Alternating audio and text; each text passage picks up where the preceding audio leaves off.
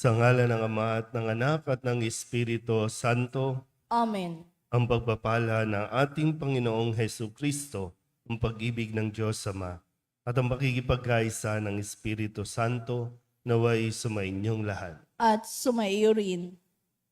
Mga kapatid, tinipon tayo bilang mga kaanib na angkan ng Diyos. Kaya dumulog tayo sa maawaing Panginoong nagpapatawad ng lubos.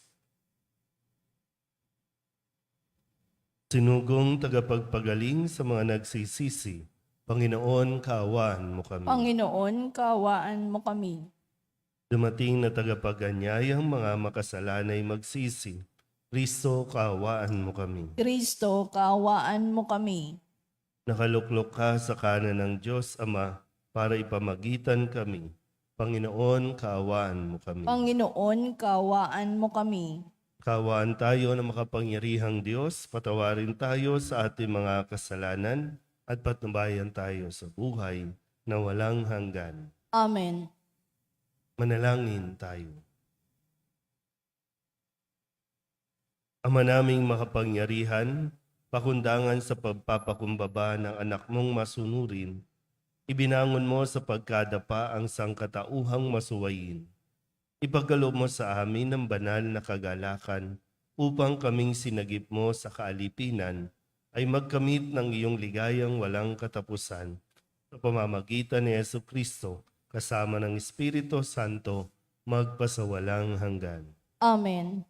Umupo ang lahat.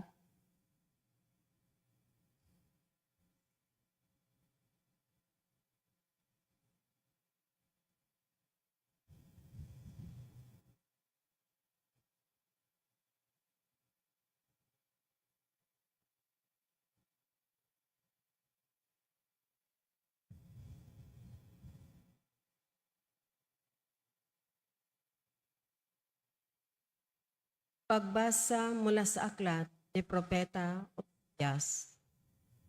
Ang Israel ay tulad ng punong ubas na mayabong at hitik ng bunga. Habang dumarami ang kanyang bunga, dumarami naman ang itinatayo niyang dambana. Habang umuunlad ang kanyang lupain, ay lalo nilang pinagpapala ang mga haliging sinasamba nila. Marumi ang kanilang puso, ngayoy dapat nilang pagdusahan ang kanilang kasamaan. Wawasakin ng Panginoon ang kanilang mga dambana at sisirain ang mga haliging sinasamba nila. Di magtatagal at sasabihin nila, wala kaming hari, sapagkat hindi kami natatakot sa Panginoon.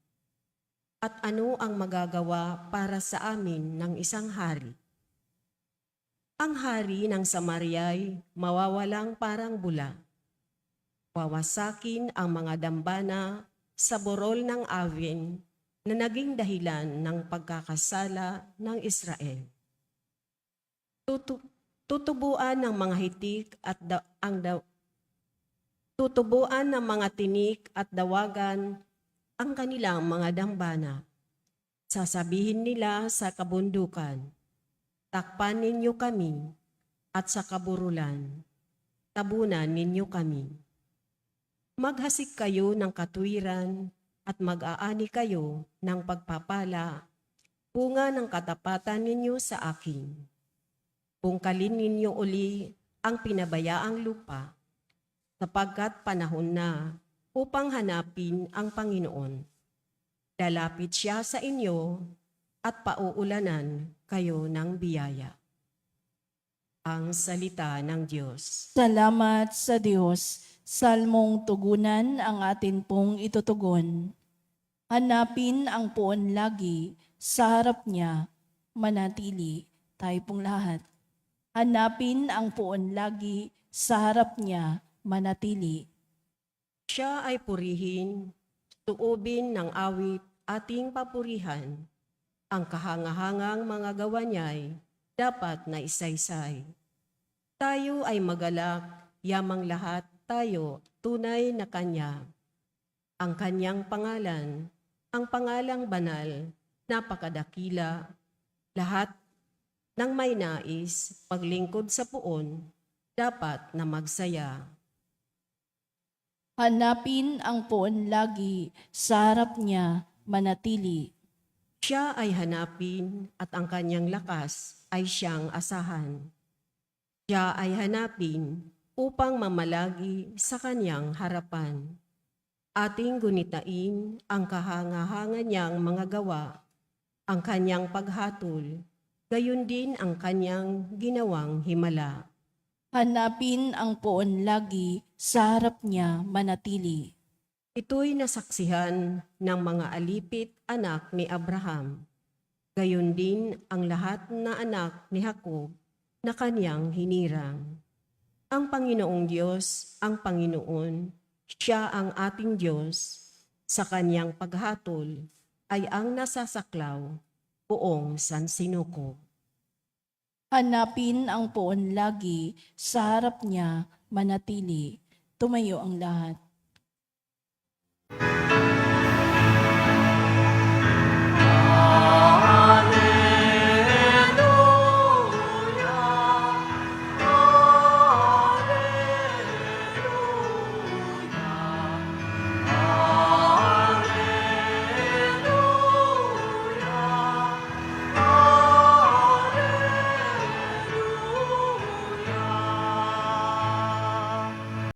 Sumainyo ang Panginoon. At sumaiyo rin. Ang mabuting balita ng Panginoon ayon kay San Mateo. Papuri sa iyo, Panginoon.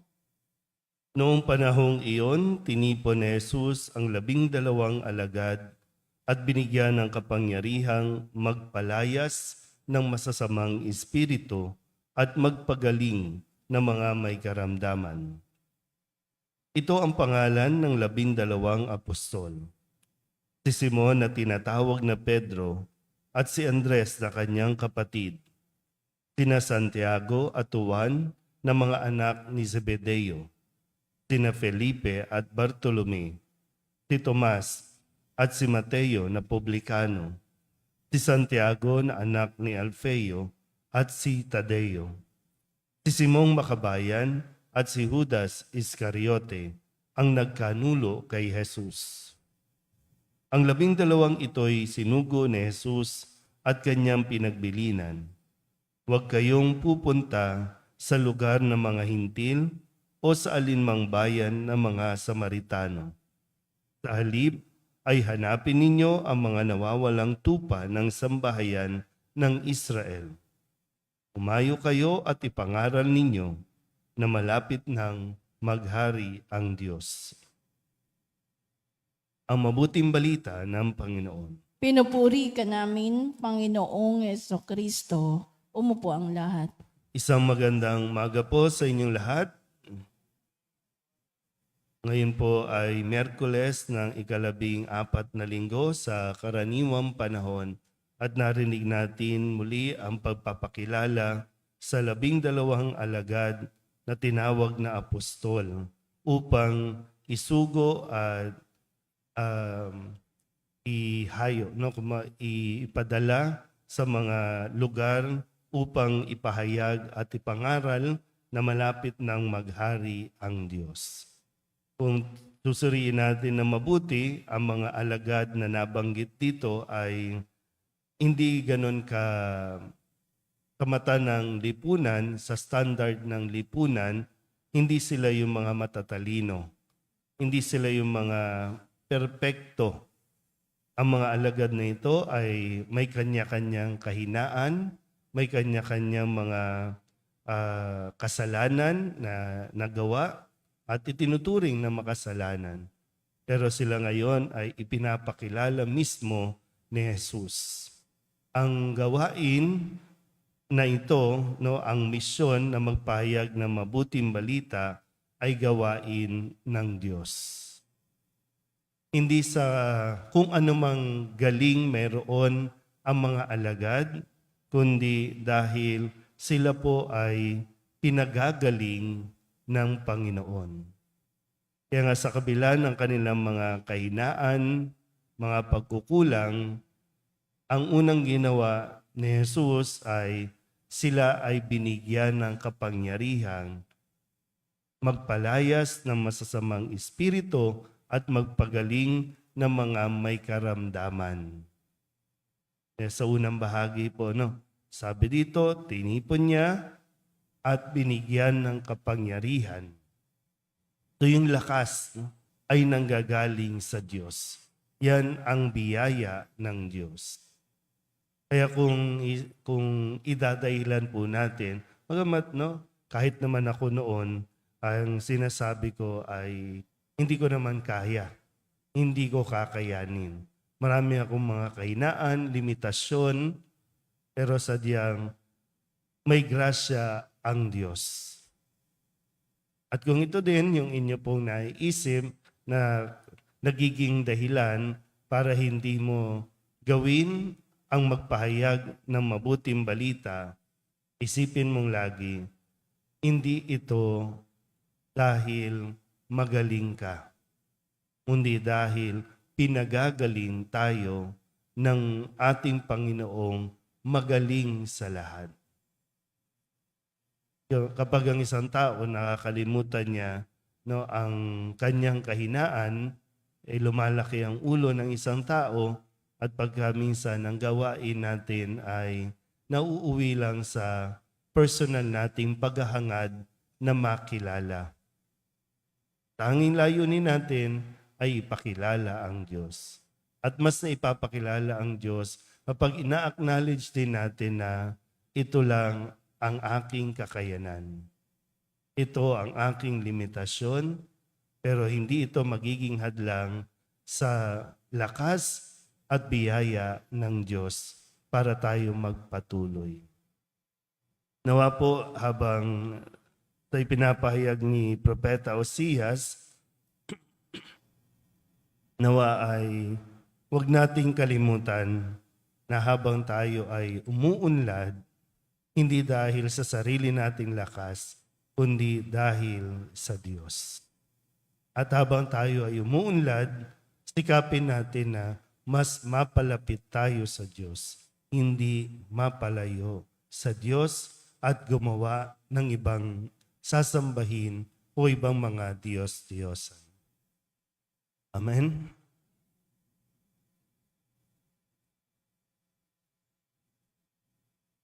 Bilang bayang tinawag ng Diyos sa iba't ibang pamamaraan upang ipahayag ang mabuting balita ng kaharian, itaas natin sa Ama ang ating mga pangangailangan. Siya na patuloy na nagmamalasakit sa ating lahat. Ang ating pong itutugon, Panginoon, dinggin mo ang aming panalangin. Panginoon, dinggin mo ang aming panalangin.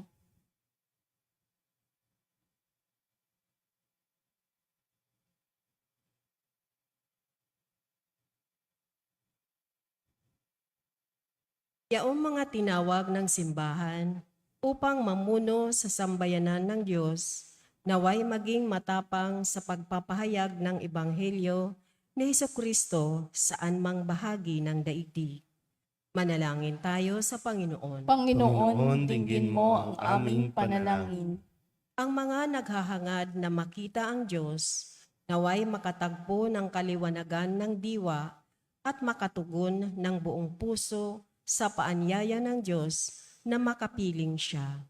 Manalangin tayo sa Panginoon. Panginoon, dinggin mo ang aming panalangin.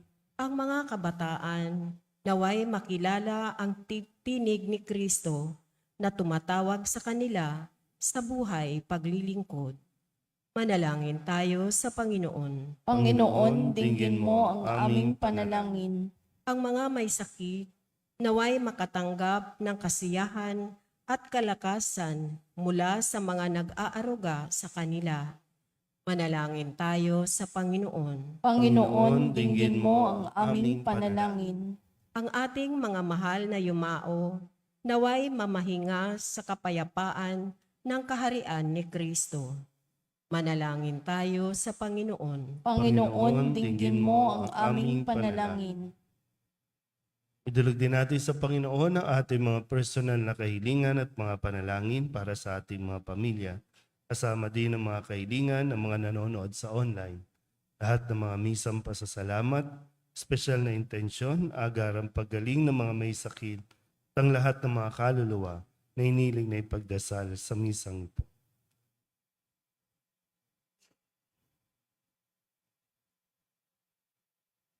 Ang lahat ng ito iniling namin sa ngalan ni Kristong aming Panginoon. Amen. Umupo ang lahat.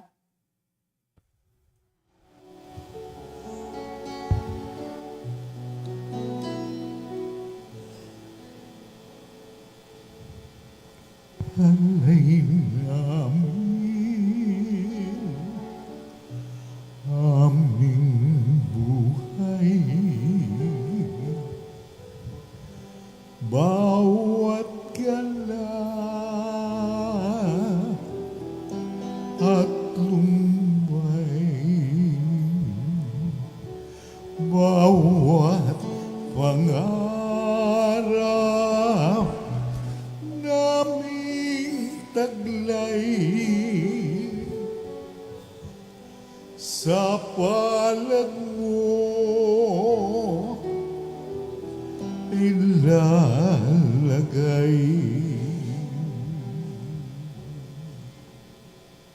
Manalangin kayo mga kapatid upang paghahain natin ay kalugdan ng Diyos amang makapangyarihan. Tanggapin nawa ng Panginoon itong paghahain sa iyong mga kamay, sa kapurihan niya at karangalan sa ating kapakinabangan at sa buong sambayanan niyang banal. Ama naming lumikha, ang paghahain namin sa iyong ngalan ay siya nawang sa aming dumalisay upang ito ay maging pagganap araw-araw ng aming paglipat sa buhay sa kalangitan sa pamamagitan ni Jesucristo kasama ng Espiritu Santo magpasawalang hanggan. Amen. Sumainyo ang Panginoon. At sumaiyo rin. Itaas sa Diyos ang inyong puso at diwa. Itinaas na namin sa Panginoon. Pasalamatan natin ang Panginoong ating Diyos. Marapat na siya ay pasalamatan. Ama naming makapangyarihan, tunay ngang marapat na ikaw ay aming pasalamatan. Ikinalugod mong likain ang sanlibutan na iyong pinagbabago at idinarangal sa pamamagitan ng iyong anak na kinalulugdan. Kaya't utang na loob ng iyong mga itinatangi at ng mga banal na kapiling mong lagi ang iyong pagiliw at pagkakandili. Kaya kaysa ng mga anghel nagsisiawin ng papuri sa iyo nang walang humpay sa kalangitan, kami nagbubunyi sa iyong kadakilaan.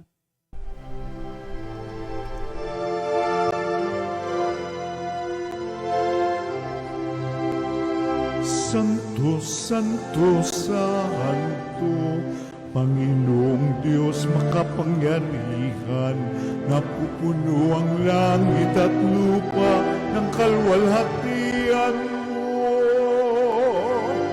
Hosana sa kaitaasan, pinagpalang na paririto sa ngalan ng Panginoon. Hosana sa kaitaasan.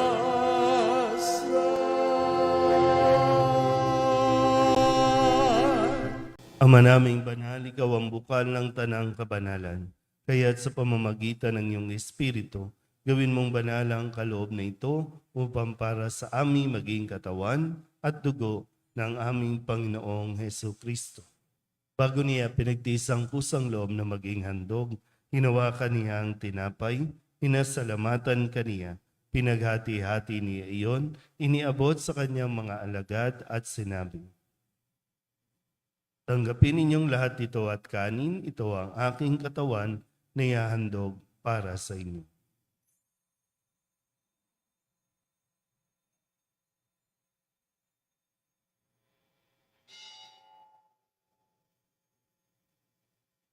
Kaya hindi naman na matapos ang hapunan, hinawakan niya ang kalis, muli kaniyang pinasalamatan. Iniabot niya ang kalis sa kanyang mga alagad at sinabi, tanggapin ninyong lahat ito at inumin. Ito ang kalis ng aking dugo, ng bago at walang hanggan tipan. Ang aking dugo na ibubuhos para sa inyo at para sa lahat sa ikapagpapatawad ng mga kasalanan. Gawin ninyo ito sa pag-alaala sa akin.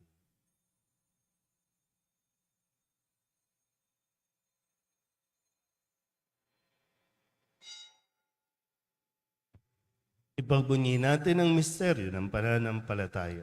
Si Kristo'y namatay, si Kristo'y nabuhay, si Kristo'y babalik sa wakas ng panahon. Ama, ginagawa namin ngayon ang pag-alaala sa pagkamatay at muling pagkabuhay ng iyong anak. Kaya tinihaalay namin sa iyo ang tinapay na nagbibigay buhay at ang kalis na nagkakaloob ng kaligtasan. Kami nagpapasalamat dahil kami iyong minarapat na tumayo sa harap mo para maglingkod sa iyo. Isinasamo namin kami magsasalo-salo sa katawan at dugo ni Kristo ay mabuklod sa pagkakaisa sa pamamagitan ng Espiritu Santo. Ama, lingapin mo ang iyong simbahang laganap sa buong daigdig. Puspusin mo kami sa pag-ibig kay San Leon na aming Papa at ni Jose na aming Obispo at ng Tanang Kaparian. Alalahanin mo rin ang mga kapatid naming nahimlay na may pag-asang sila'y muling mabubuhay, gayon din ang lahat ng mga pumanaw. Kawaan mo sila at patuloyin sa iyong kaliwanagan. Kawaan mo at pagindapating kaming lahat na makasalo sa iyong buhay na walang wakas. Kaysa na mahal na Birhen Maria na ina ng Diyos, ng kabiyak ng puso niyang si San Jose, kaysa ng mga apostol at ng lahat ng mga banal na namuhay dito sa daigdig na kalugod-lugod sa iyo, may pagdiwang nawa namin ang pagpupuri sa ikararangal mo sa pamamagitan ng iyong anak na aming Panginoong Heso Kristo. Sa pamamagitan ng Kristo, kasama niya at sa Kanya, ang lahat ng parangal at papuri ay sa iyo, Diyos amang makapangyarihan, kasama ng Espiritu Santo, magpasawalang hanggan. Amen.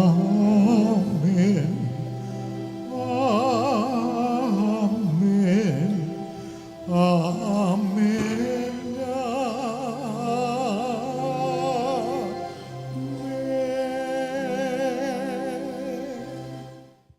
Sa tagubili ng manakagagaling na utos at turo ni Jesus sa Panginoon natin na Diyos, ipahayag natin ang lakas loob.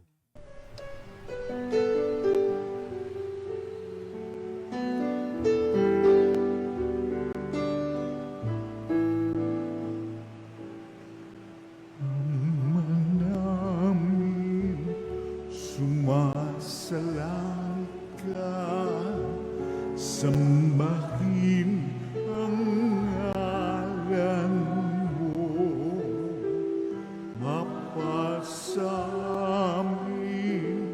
ang kaharian mo, sundin ang loob mo. Dito sa lupa para ng sa langit, bigyan mo po kami ngayon ng aming kakanin sa araw-araw at patawarin mo kami sa aming mga sala para ng pagpapatawan namin sa nagkakasala sa amin. At huwag mo kaming ipagdulot sa tukso, at yadya mo kami sa lahat ng masama. Hinihiling namin kami iadya sa lahat ng masama, pagkalooban ng kapayapaan araw-araw, iligtas sa kasalanan at ilayo sa lahat ng kapahamakan, samantala aming pinananabikan ang dakilang araw ng pagpapahayag ng tagapagligtas naming si Jesu Kristo. Sapagkat iyo ang kaharian at ang kapangyarihan at ang kapurihan magpakailanman. Amen. Panginoong Heso Kristo, sinabi mo sa iyong mga apostol, kapayapaan ang iniiwan ko sa inyo, ang aking kapayapaan ang binibigay ko sa inyo. Tunghayin mo ang aming pananampalataya at huwag ang aming mga pagkakasala. Pagkalooban mo kami ng kapayapaan at pagkakaisa ayon sa iyong kalooban, kasama ng Espiritu Santo, magpasawalang hanggan. Amen. Ang kapayapaan ng Panginoon ay laging sumainyo. At sumaiyo rin. Magbigayan po kayo ng kapayapaan sa isa't isa.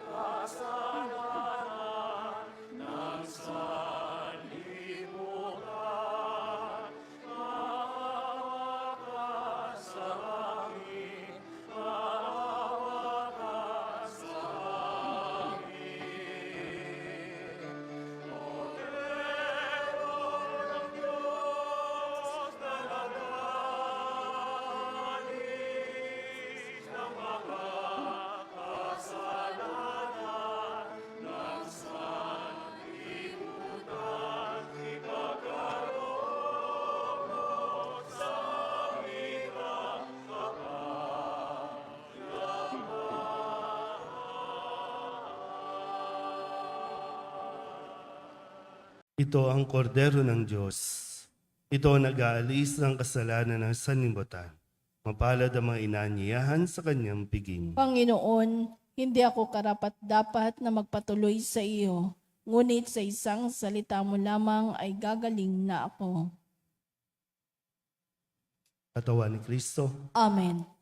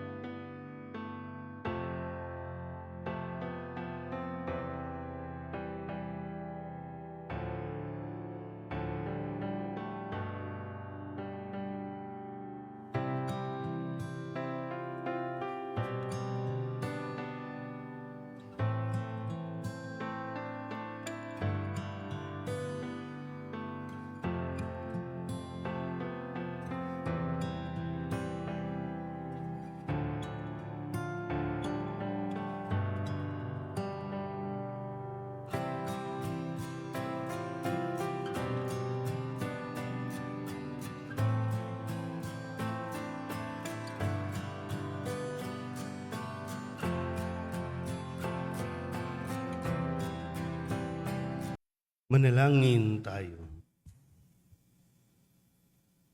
Ama naming mapagmahal, kaming iyong pinapakinabang ay loobin mong laging lumingon sa pinanggalingan ng tinanggap namin ngayon para pagsaluhan sa pamamagitan ni Jesucristo kasama ng Espiritu Santo magpasawalang hanggan. Amen.